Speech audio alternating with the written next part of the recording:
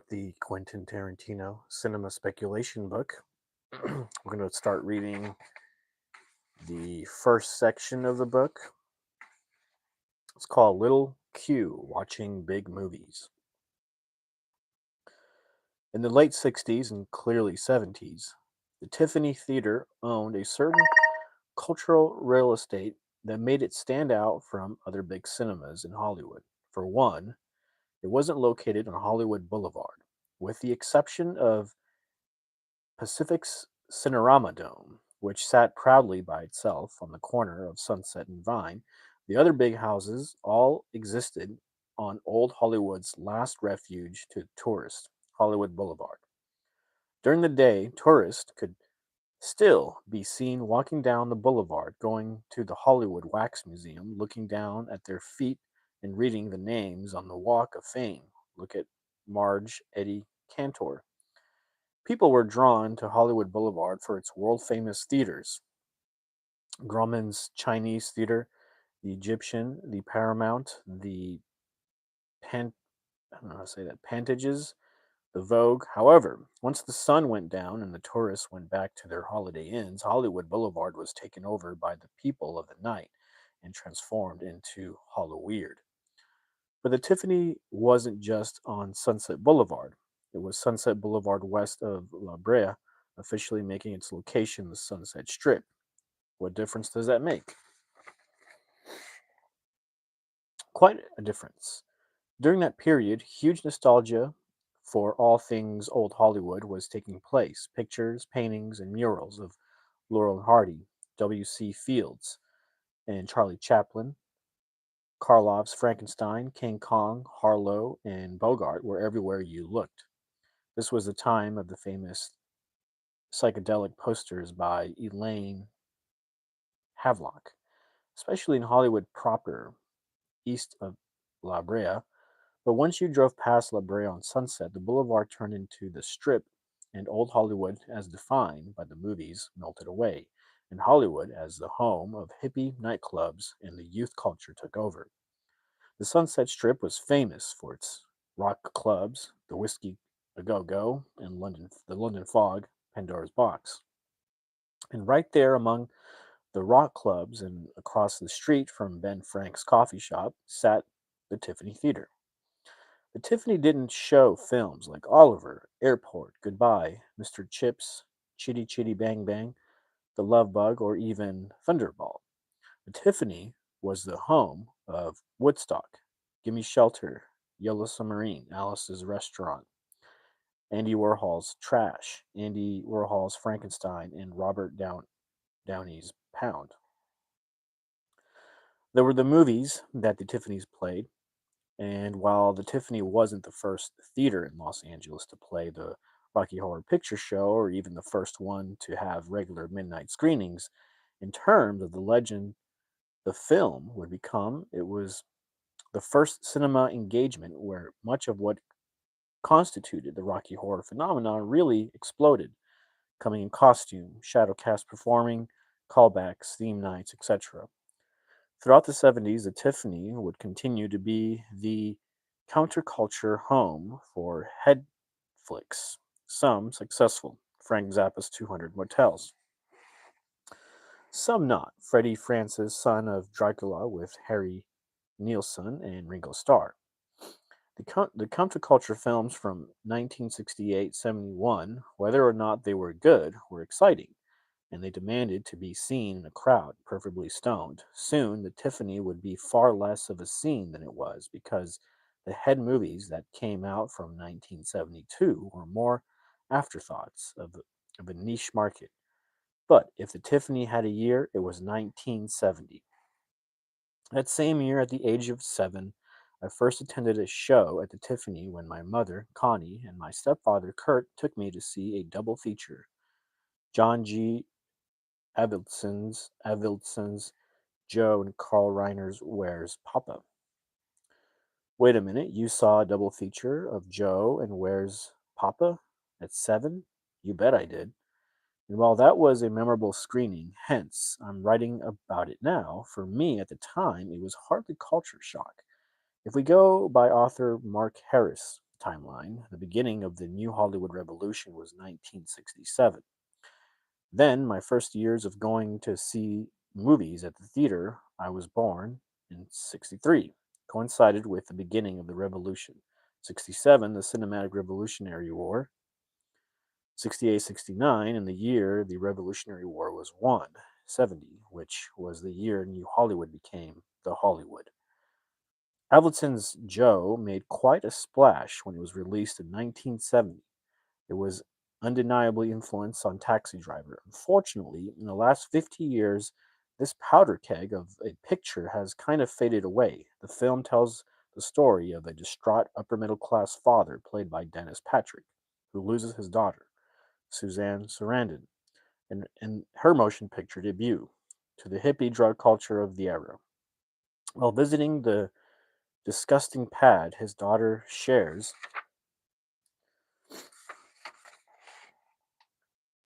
with a scumbag junkie boyfriend, Patrick ends up bashing his head, and she's not there at the time, while sitting in a tavern trying to come to grips with both the violence and the crime he committed.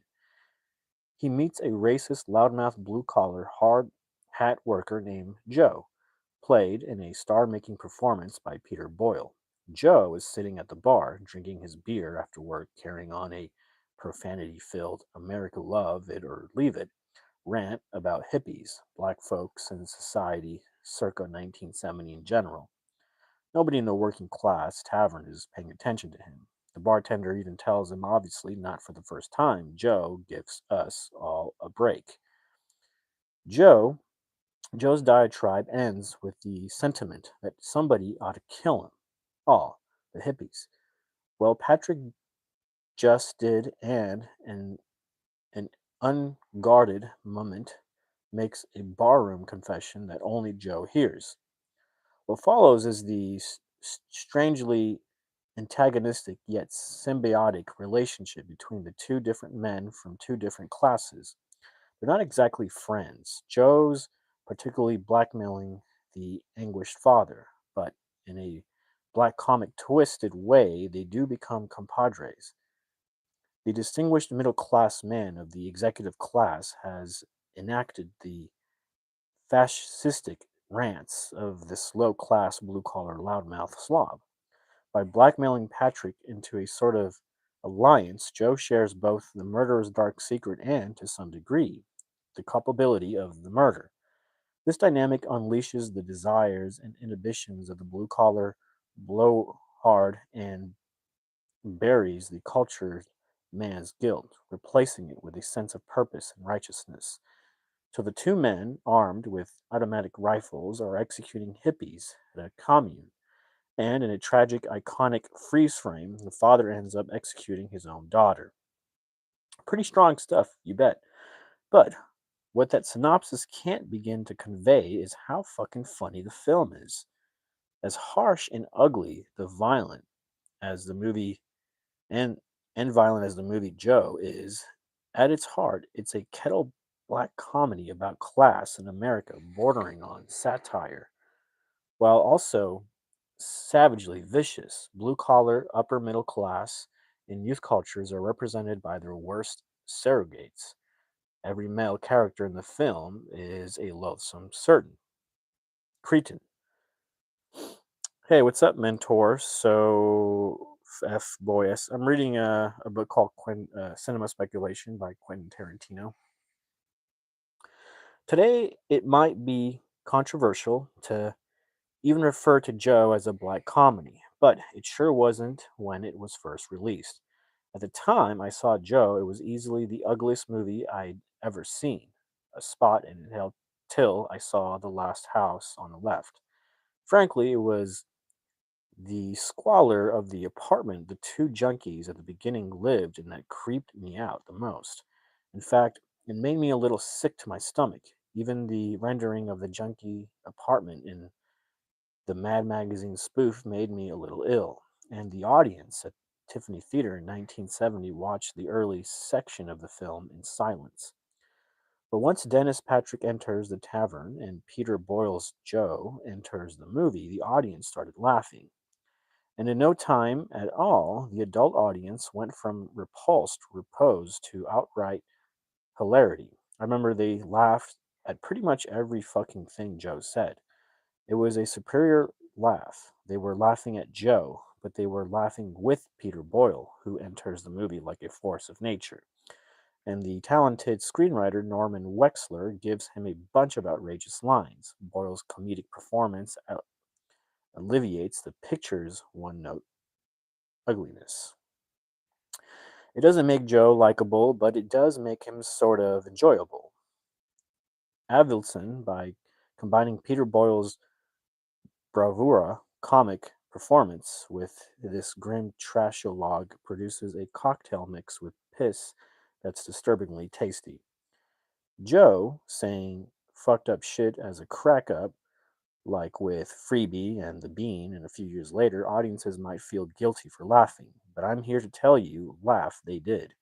Even 7-year-old little me laughed, not because I understood what Joe was saying or was appreciating Norman Wexler's dialogue. I laughed for three reasons. One, the room full of adults were laughing. Two, even I was able to plug into the comic vibe of Boyle's performance. And three, because Joe cursed all the time, and there's few things funnier to a little kid than a funny guy cussing up a storm.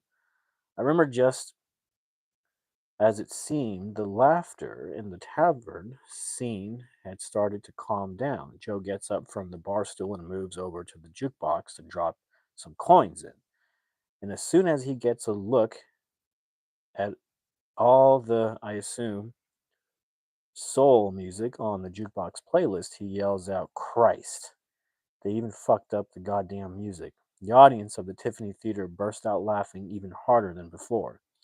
But after the bar scene was over, and sometime after Dennis Patrick and his wife go over to Joe's house for dinner, I fell asleep.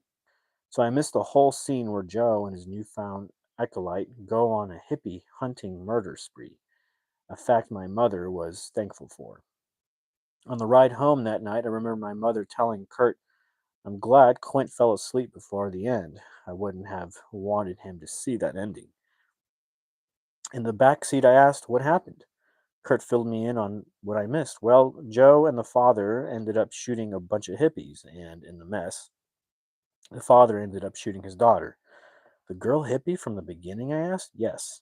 Why did he shoot her? I asked. Well, he didn't mean to shoot her, he told me. Then I asked, was he sad? And my mother said, yes, Quentin, he was very sad. Well, I might have slept through the second half of Joe, but once the movie was over and the lights came on, I woke up, and in no time at all, the second movie on the Tiffany double feature started, the more overtly comedic. Where's Papa? Hey, what's up, Krishna? How you doing, man? It's been a while. And right from the get-go, when George Segal puts on a gorilla suit and Ruth Gordon punches him in the nuts, this movie had me. Hey, what's up, Montgomery Marzin? At that age, the height of comedy was a guy in a gorilla suit, and the only thing funnier than that was a guy getting punched in the nuts. So, a guy in a gorilla suit getting punched in the nuts was the absolute pinnacle of comedy. No doubt the movie was going to be hysterical. As late as it was, I was going to watch this movie all the way to the end. I've never seen Where's Papa all the way through since the screening, but so many visual moments have remained burned into my brain, whether I understood them or not. Ron Lieberman, as George Segal's brother being chased by black muggers through Central Park, Ron naked in the elevator with the crying woman, and of course, the shocking moment for me, but it gauged from the reaction of the auditorium, everybody else as well, the moment when Ruth Gordon bites George Segal on the ass.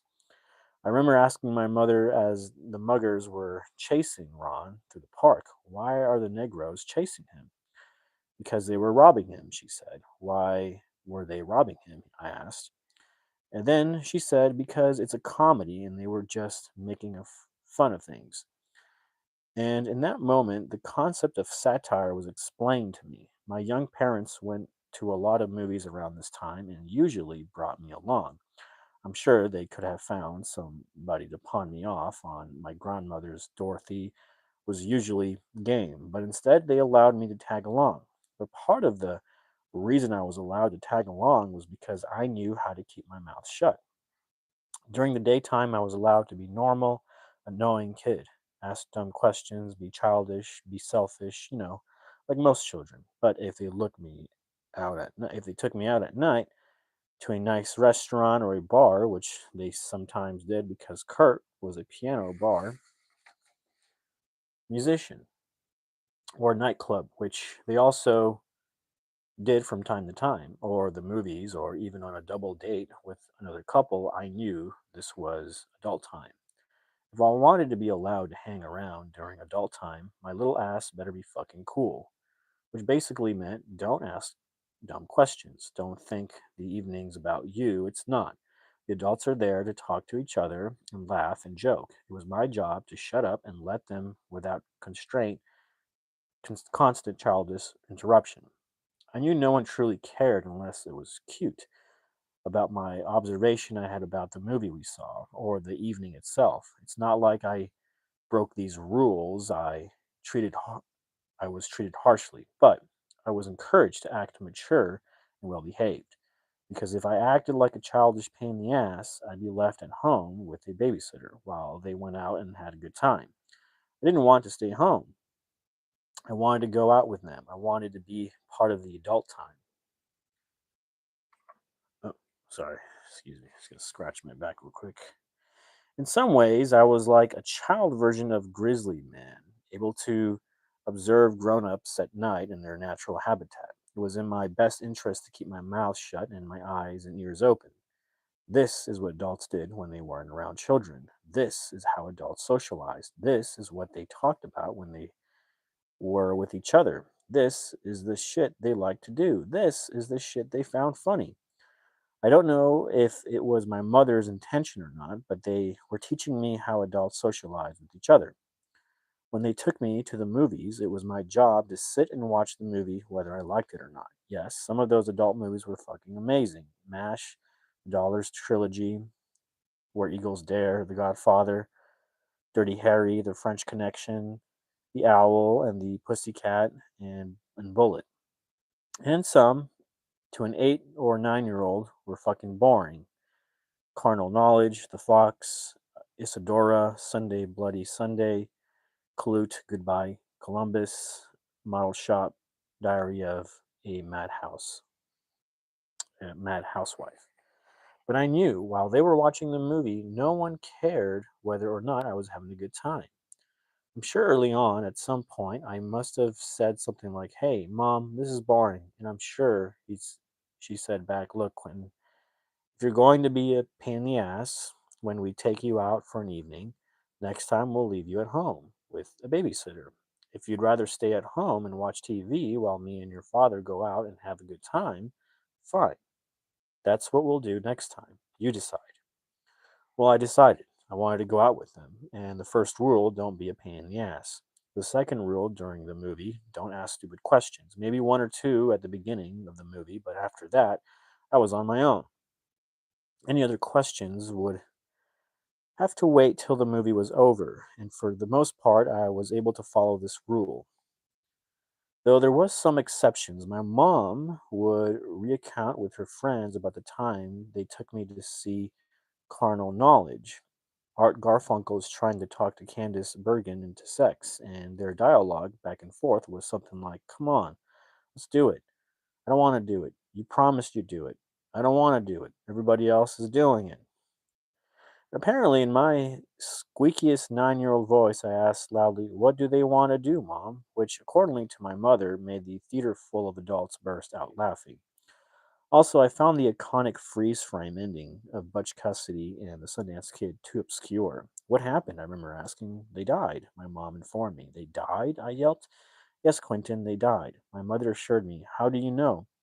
I shrewdly asked. "Because when it froze, that was what that that was meant to imply," she patiently replied. Again I asked, "How do you know?" "I just know," was her unsatisfying answer. Why didn't they show it? I asked, almost indignant. Then, clearly losing her patience, she snapped, because they didn't want to. Then I grumbled under my breath, they should have shown it. And despite how iconic that image has become, I still agree with me. They should have shown it. But usually, I knew enough to know while my mom and dad were watching the movie, it wasn't the time to bombard them with questions. I knew I was watching adult movies and some things I wouldn't understand. But me understanding the lesbian relationship between Sandy Dennis and Anne Haywood in The Fox wasn't what was important. My parents having a good time and me spending time with them when they went out for an evening. That was important. I also knew the time to ask questions was on the drive home after the movie was over. When a child reads an adult book, there are going to be words they don't understand, but depending on the context and the paragraph surrounding the sentence, sometimes they can figure it out. Same thing with a kid when a kid watches an adult movie. Now, obviously, some things that go over your head, your parents will want to go over your head. But some things, even if I didn't actually know what they meant, I got the gist. Especially jokes that made the room full of adults laugh. It was fucking thrilling to be the only child in a packed room of adults watching adult movies and hearing the room laugh. Usually something I knew was probably naughty, and sometimes even when I didn't get it, I got it. Even though I didn't really know what a rubber was by the way the audience laughed, I still more or less got the idea during the scene between Hermie and the druggist in the summer of 42. Same thing with most of the sex jokes in The Owl and the Pussycat. I laughed at that movie with the adult audience from beginning to end. The bombs away line brought the fucking house down. But when it came to the movies I just mentioned, there was something else about the adults' reaction I couldn't have pinpointed at the time. But I realize now. If you show children a movie with a guy cursing in a funny way, or a poop joke, or a fart joke, usually they giggle. And when they get a little older, you show them a movie with a sex joke, they'll giggle at that. But the type of laugh they do is a naughty laugh. They know this is inappropriate and they know maybe they shouldn't be hearing or seeing this. And the laugh reveals that they feel a touch naughty partaking in the exchange. Well, 1970 and 1971, that's how adult audiences responded to the sexual humor in films like Where's Papa, The Owl and the Pussycat, MASH, Summer of 42, Pretty Maids All in a Row, and Bob and Carol and Ted and Alice. Or the pot brownie scene in I Love You, Alice B. Toklas. Or when the football players smoked a joint on the bench and MASH. Or scenes that had a comic sting but wouldn't have been possible a year or 2 years earlier. Like Joe introduction scene of Popeye Doyle's bar, Rust and the French Connection, the laughter from the grown-ups had similar naughty vibe, which in retrospect makes sense because these adults weren't used to seeing this type of material. These were the first couple of years of New Hollywood. These audiences had grown up on movies from 50s and 60s. They were used to peekaboo, insinuation, double entendres, and wordplay. Before 1968, in Godfather, Honor Blackman's character named Pussy Galore was the most explicit sex joke ever uttered in a big commercial film. So, in a strange way, the adults and I were sort of on the same page, but naughty giggles weren't the only thing I heard coming from the grown up audiences. Gay characters were constantly laughed at, and yes, sometimes those characters were presented as comedic cannon fodder. Diamonds Are Forever and Vanishing Point. But not always. Sometimes it revealed a real ugliness in the audience. In 1971, the same year as Diamonds Are Forever and Vanishing Point, I sat in a movie theater watching Dirty Harry with my parents. On screen, Scorpio, Andy Robinson, the film's surrogate for the real life Zodiac Killer, stood on a rooftop in San Francisco, holding a high powered sniper rifle pointing it down at the city park. In the scope sight of Scorpio's rifle was a gay black wearing a flamboyant purple poncho. What's memorable about the tableau is the scene itself we see play out inside Scorpio's rifle sight. Purple Poncho is on a date with a hippie-like cowboy type with a black mustache who looks a hell of a lot like Dennis Hopper's character from Easy Rider. In the movie, we get a pretty clear idea of what's going on. They don't appear to be a couple. The two men are definitely on a date. The cowboy has just brought Purple Poncho a vanilla ice cream cone, and without any physical contact between them and played completely silently, we can tell the date is going very pretty well. We can tell Purple Poncho is having a good time, and the Dennis Hopper type cowboy is charmed by him. This silent scene might be one of the most non judgmental depictions of gay male courtship ever presented in a Hollywood studio film up to that time. Yet, at the same time, we watch it all through the scope sight of Scorpio's rifle, with the crosshairs aimed directly at Purple Poncho. But when I was a little boy, how did I know the fellow in the purple poncho was gay? Because at least five patrons laughingly said out loud, "It's a faggot," including my stepfather, Kurt. And they laughed at this his antics, even though their only view of him was through the rifle sight of a vicious killer, while Lalo Schifrin's eerie killers got a victim in his sights. Music accompanied the visual on the soundtrack. But I felt something else in that theater, full of grown-ups, as opposed to the other victims in the film. I didn't really feel the audience of adults had a tremendous amount of concern for Purple Poncho. In fact, I'd say a few film goers were rooting for Scorpio to shoot him. On the ride home, even if I didn't have questions, my parents would talk about the movie we had just seen. These are some of the fondest memories. Sometimes they liked the movie and sometimes they didn't, but I was usually a little surprised how thoughtful they were about it, and it was interesting to review the movie I had just seen from the perspective of their analysis.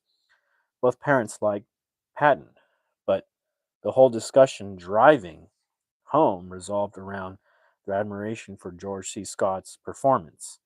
Neither like Roger Vadim Pretty Maids All in a Row for reasons I'm not sure of.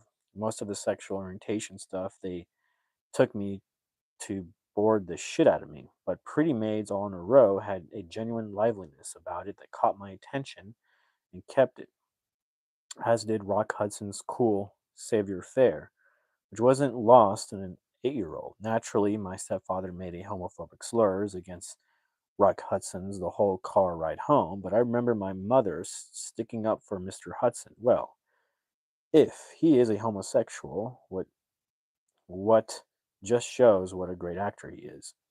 I remember Airport being a big hit with my family in 1970, mainly due to the surprise of Van Heflin's bomb going off. The moment the bomb exploded on board the aircraft was one of the most shocking moments in any Hollywood movie up to that point. As Kurt said on the ride home, I thought Dean Martin was going to talk the guy out of it, subtextually, remarking on how Dean Martin movie of 1964 or 1965 would have played out compared to a film, even relatively old-fashioned one, of 1970. And the scene that followed, the hole in the aircraft sucking people out, was the most intense cinematic set piece I had ever experienced. But in the year of 1970, I saw a lot of intense shit. The eagle claws through the chest, initiation rite in a man called Horse blew my fucking mind, as did Barnabas Collins' blood squirting slow motion wooden stake evisceration in House of Dark Shadows. I remember during both moments staring at the screen with my mouth wide open, not quite believing a movie could do that. On those nights, I'm sure I was the most vocal one on the car ride home. I thought those movies were incredible. At the Dorothy Chandler Pavilion on April 15, 1971, not long after my 8th birthday, the Academy Awards for Films of 1970 were held. The five films up for Best Picture were Patton, MASH, Five Easy Pieces, Airport, and Love Story. By the night of the Oscars, I had seen all five, obviously at the theater. And the film I was rooting for, MASH, I saw three times. I saw practically every big movie that year. The only two I missed were Ryan's Daughter and Nicholas and Alexandra, which I didn't mind missing. Besides, I saw the trailer so many times for both, I felt like I did see them. Okay, I didn't see Duck, you sucker, because Kurt thought the title sounded stupid. Same thing with Two Mules for Sister Sarah. My two other favorite movies that year were A Man Called Horse and probably Kelly's Heroes. To illustrate how these movies were molding my taste, in 1968, my favorite movie was The Love Bug. In 1969, my favorite movie was Butch Cassidy and the Sundance Kid. But by 1970, my favorite movie was MASH, an anarchist themed military sex comedy. I didn't mean I didn't like Disney movies anymore. The two big Disney movies that year were The Aristocrats and The Boatniks, and I saw and liked them both, but nothing made me laugh harder than Hot Lips, Sally Kellerman being exposed in the shower, or Raider Gary Berghoff placing the microphone under the bed as Hot Lips and Frank Burns fucked them. Then the trapper John Elliot Gold broadcasting it through the camp. However, the whole middle section with Painless, the camp dentist going through homosexual panic, never meant anything to me. Of course not. It's the lousiest part of the film. Again, while I really enjoyed MASH, part of the delight I had watching it was sitting in the cinema full of adults laughing hysterically, all getting off on their own naughtiness. Not to mention the fun I had going back to school and describing those scenes to the other kids in my class who never dream of seeing a movie like MASH or The French Connection or The Godfather or The Wild Bunch or Deliverance. There was usually one other kid allowed to see some of the wild shit I saw. Because I was allowed to see things the other kids weren't, I appeared sophisticated in my classmates, and because I was watching the most challenging movies of the greatest movie making era in the history of Hollywood, they were right. I was. At some point, when I realized I was seeing movies other parents weren't letting their children see, I asked my mom about it. She said, Quentin, I worry more about you watching the news.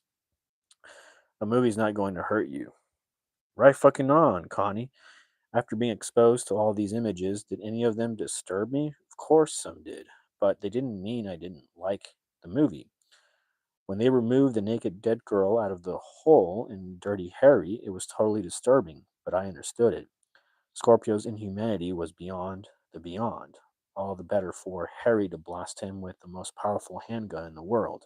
Yes, it was disturbing to see a woman in, in hysterical agony being dragged through the street and whipped by the villagers after she had been condemned for being a witch in the Vincent Price movie Cry of the Banshee, which I saw on a double feature with the great Spanish horror film The House That Screamed. What a great night. Just making a list of the wild violent images I witnessed from 1970 to 1972 would appall most readers, whether it was James Caan being machine gunned to death at the toll booth, or Mo Green being shot in the eye in The Godfather. That guy cut in half by the airplane propeller in Catch 22. Stacy Keach's wild ride on the side of the car in the new Centurions, or Don Stroud shooting himself in the face with a Tommy gun in Bloody Mama. But just listening, listing grotesque moments out of context of the movies they were in isn't entirely fair to the film in question. My mother's point of view, that she later explained to me, was always a question of context. In those movies, I could handle the imagery because I understood the story. However, one of the earlier sequences I saw that genuinely disturbed me was when Vanessa Redgrave, as Isadora Duncan, was strangled by her scarf getting caught on the wheel of the road Roadster and Isadora. I guess I was so affected by that ending because I was so utterly bored by everything that preceded it.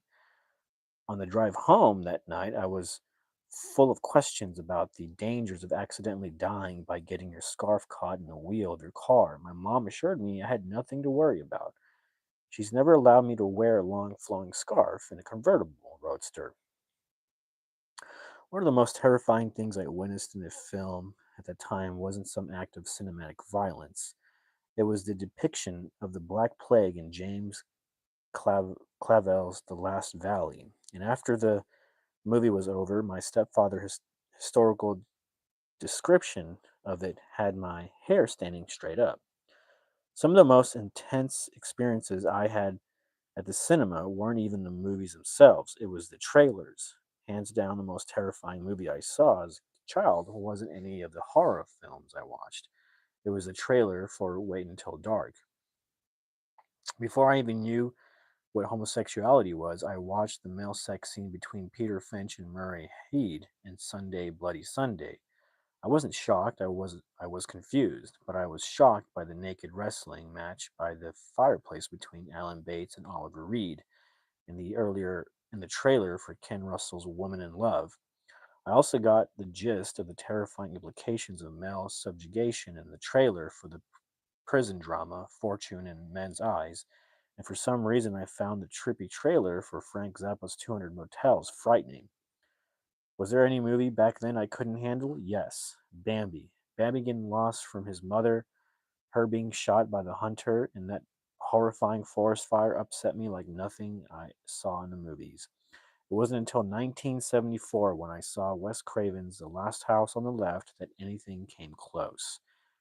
Now, those sequences in Bambi have been fucking up children for decades, but I'm pretty sure I know the reason why Bambi affected me so traumatically. Of course, Bambi losing his mother hits every kid right where they live, but I think even more than the psychological dynamics of the story, it was the shock that the film turned so unexpectedly tragic that hit me so hard. TV spots really didn't emphasize the film's true nature. Instead, they concentrated on the cute Bambi and Thumper antics. Nothing prepared me for the horrifying turn of events to come. I remember my little brain screaming the 5-year-old version of what the fuck's happening. If I had been more prepared for what I was going to see, I think I might have processed it differently. There was, however, one night my parents went to the movies when they didn't take me along. It was a double feature of Melvin Van Peebles' Sweetback and Robert Altman's Brewster McCloud. They went with my mom's younger brother, Roger, who had just returned from Vietnam and was casually dating my babysitter, Robin, a nice young middle class, red haired girl who lived down the street. The evening was not a success. Not only did they not like the two movies, my stepfather and uncle proceeded to bitch about them for days. Brewster McCloud is one of the worst movies to ever carry a studio logo, and that's fully acknowledging Altman's also made Quintet for a studio as well. Quintet is just terrible, boring, and pointless, but Brewster McCloud is a cinematic equivalent of a bird shitting on your head. Nevertheless, it's kind of amusing imagining my parents and my young uncle and my 17-year-old babysitter buying a ticket to Brewster McCloud expecting to see a real movie. They were just baffled, my uncle especially. However, the Altman film was the lower half of the double bill. The film they paid to see was Sweetback.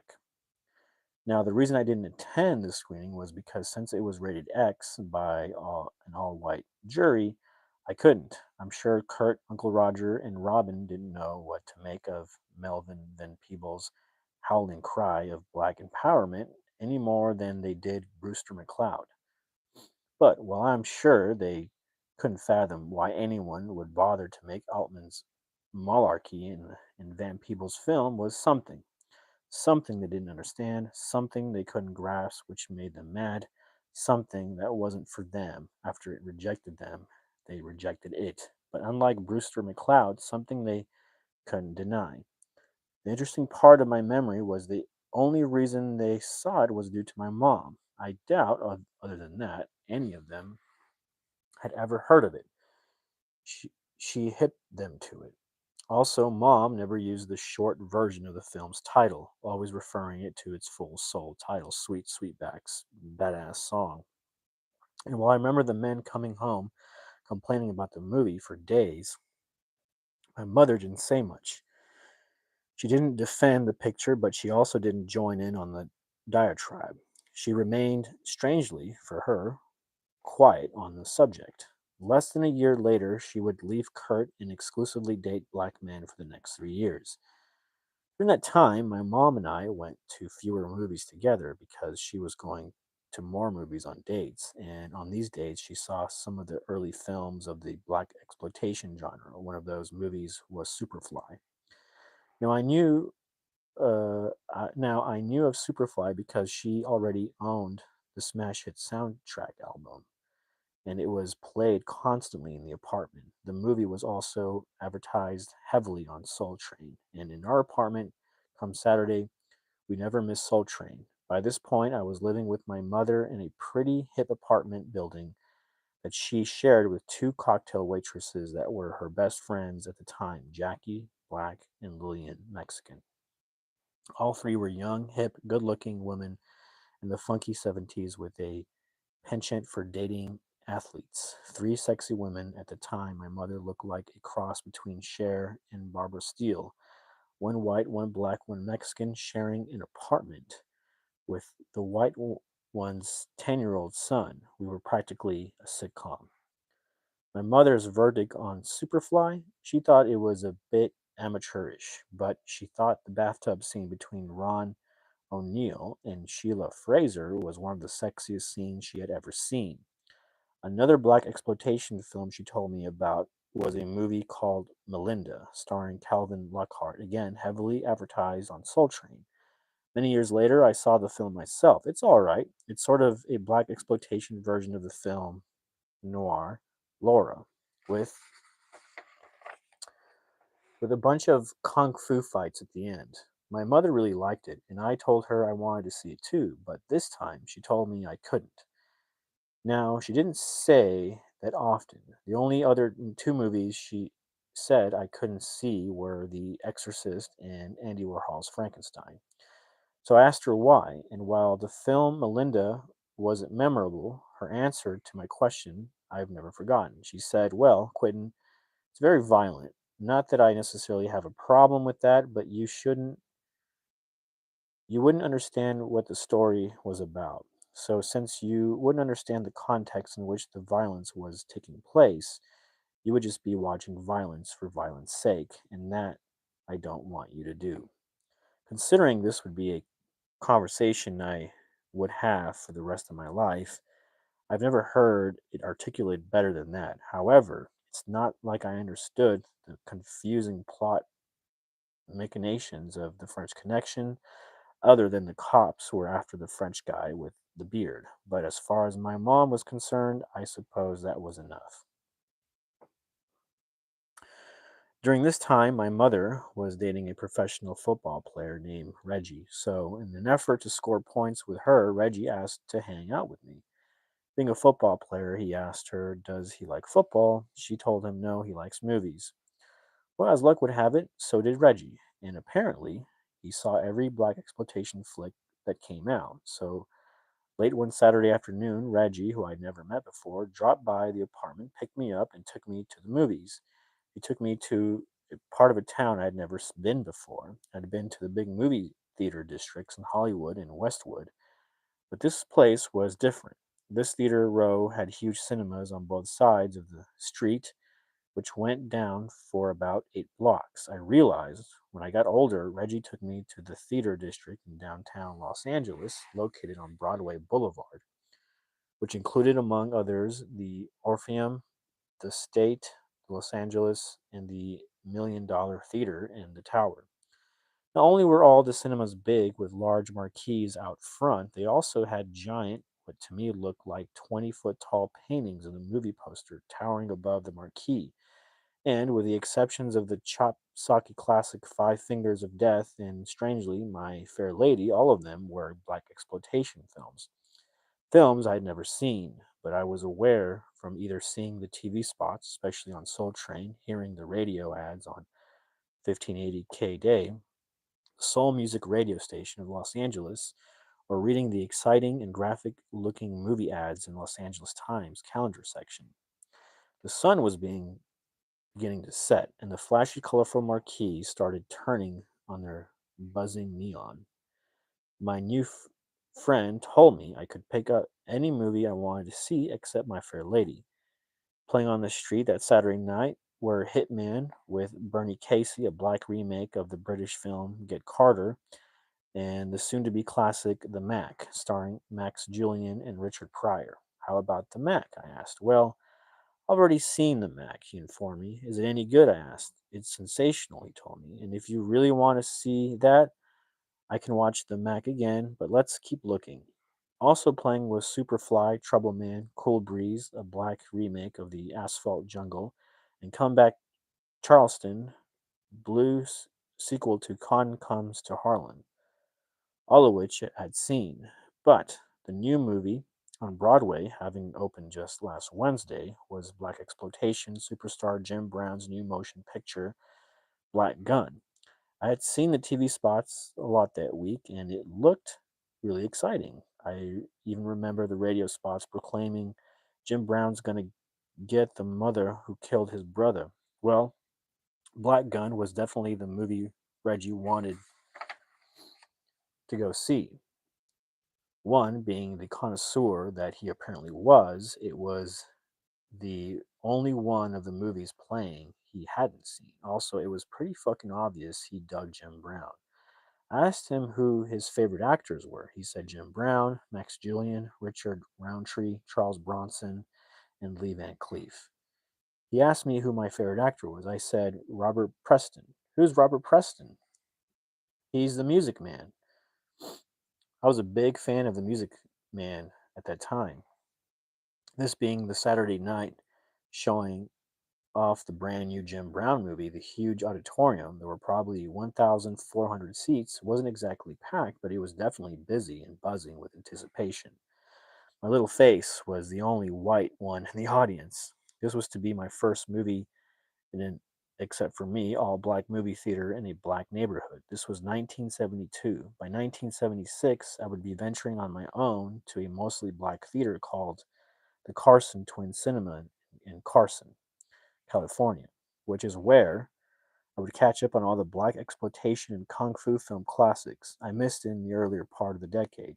Coffee, The Mac, Foxy Brown, FD's Revenge, Coolie High, Cornbread, Earl and Me, The Watts Monster, Five Fingers of Death, Lady Kung Fu, The Chinese Connection, as well as the other exploitation films that came out around that time. And by the early 80s, I found my way back to the theater row on Broadway. Though by that time, the neighborhood was far more Mexican than black, and the 35 millimeter film prints they showed usually contained Spanish subtitles.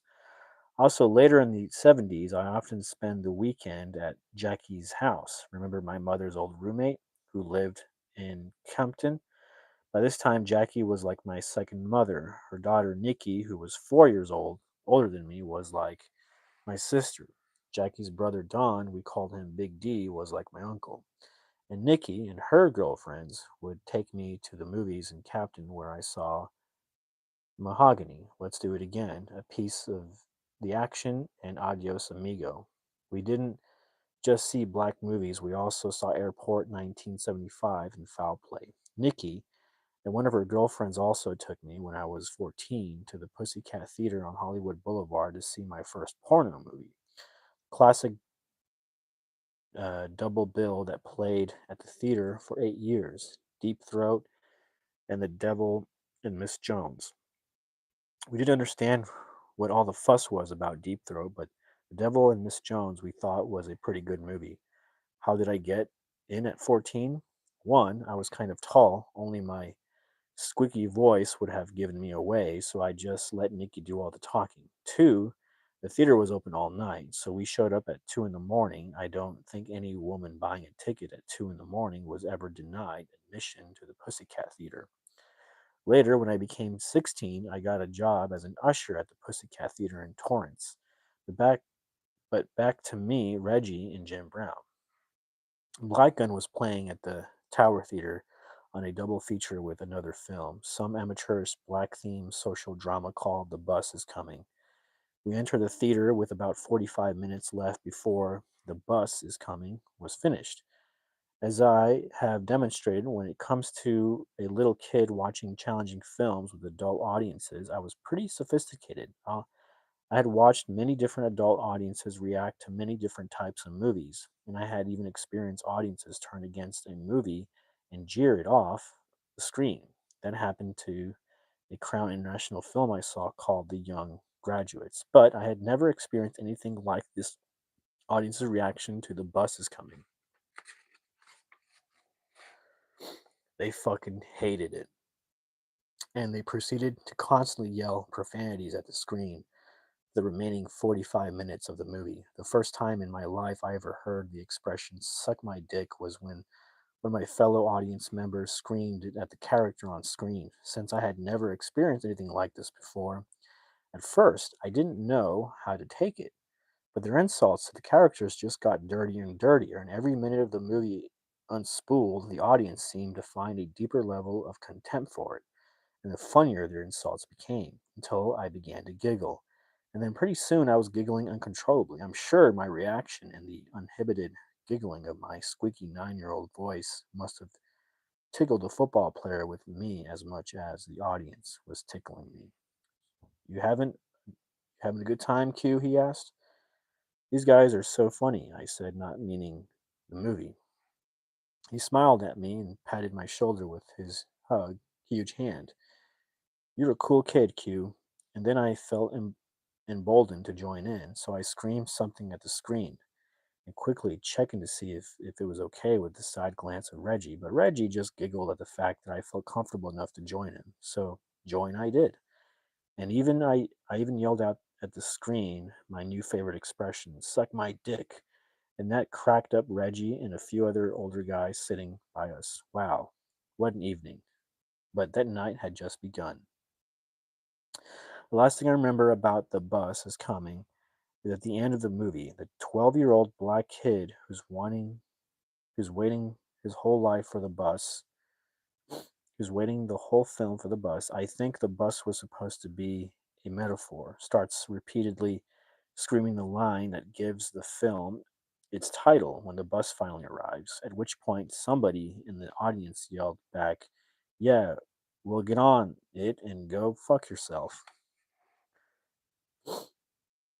I was I was wiping tears of laughter from my eyes as the lights came up in the massive auditorium. I started figuring out because of my mother, Reggie was trying to get in good with me. So I asked him, could I get a Coke and some candy in a snack bar? But instead of taking me to the concession stand, he just dug out his wallet, whipped out a $20 bill, and said, get anything you want. As far as I was concerned, Mom could marry this cat. So, in a huge movie theater that was particularly the size of the Metropolitan Opera House, I made my way to the snack bar, then loaded down with $10 worth of junk, found my way back to my seat as the lights began to dim. Then, on a downtown Saturday night, Jim Brown's new movie Black Gun began flickering through the film projector's shutter gate for an extremely exciting audience of about 850 black folks, 800 of them male. And frankly, I've never been the same. To one degree or another, I've spent my entire life since both attending movies and making them, trying to recreate the experience of watching a brand new Jim Brown film on a Saturday night in a black cinema in 1972. The closest thing to that experience I had prior was the year before when I saw my first James Bond movie, Diamonds Are Forever, with the way the audience knowingly responded to every quip Sean Connery made, and I probably add the way the audience had responded to Clint Eastwood as Dirty Harry as well. Still, there was no comparison. When Jim Brown sat behind his desk and Bruce Glover, Crispin's father, and his other white gangster henchmen threatened him, and Gunn hits a button under his desk and a sawed off shotgun dropped in his lap. The massive theater full of black males cheered in a way the 9 year old little me had never experienced in a movie theater before. At that time, living with a single mother, it was probably the most masculine experience I'd ever been a part of. And when the movie ended with a freeze frame of Jim Brown as Gunn, the guy behind Reggie and me proclaimed out loud, "Now that's a movie about a bad motherfucker." Sadly, after that, I never saw Reggie again, and to this day, I have no idea what happened to him. From time to time, I'd ask my mom, "Whatever happened to Reggie?" She'd shrug her shoulder and say, "Oh, he's around." All right, that's the first little section of the book. I'm reading Quentin Tarantino's Cinema Speculation. That's the first section is called Little Q Watching Big Movies. So that's his experience as a 7 year old to 9 year old to 16-year old watching movies. Interesting. Tomorrow around 9 o'clock p.m. Central, I'm going to pick up here. This section is called Bullet. I'm not entirely sure how long it is. Let's see. It's not as long as the first section, but you know, should be interesting. Anyways, thanks for tagging along. If you found that interesting, you're welcome to join me again tomorrow night at 9 p.m. Central, and we'll read Bullet. So fun stuff. I'm gonna bookmark it. I'm gonna bookmark it with my lighter, and then we'll continue reading tomorrow. So I will be seeing you next time. Thanks for joining me.